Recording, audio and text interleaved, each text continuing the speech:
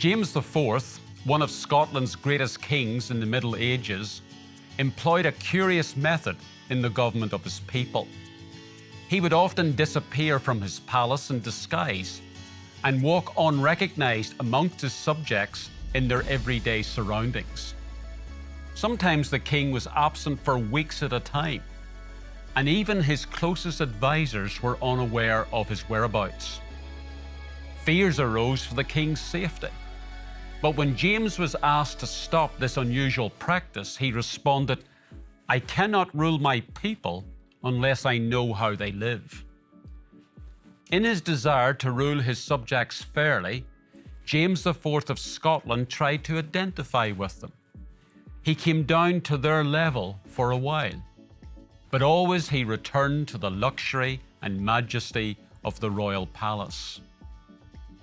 The practice of this medieval king only faintly reflects the breathtaking humility of Jesus in stepping down into our world 2,000 years ago.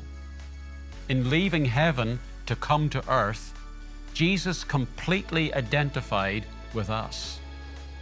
He did not disguise himself as a human. He became truly human. And because Jesus has identified with us, he is able to serve as our great high priest in heaven. There are many parallels between the Old and New Covenants in the Bible. But what makes the latter new is its fulfillment of the provisions of the Old. The writer of Hebrews repeatedly describes the New Covenant as a better covenant.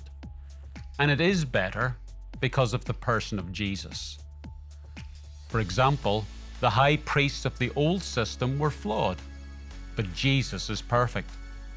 He can sympathize with our weaknesses far beyond any human being. Human beings inevitably died, but Jesus lives forever and can intercede to the uttermost for us. Because Jesus is the great high priest of the new covenant, we can trust him with our fears, doubts, and needs in the knowledge that he understands and cares.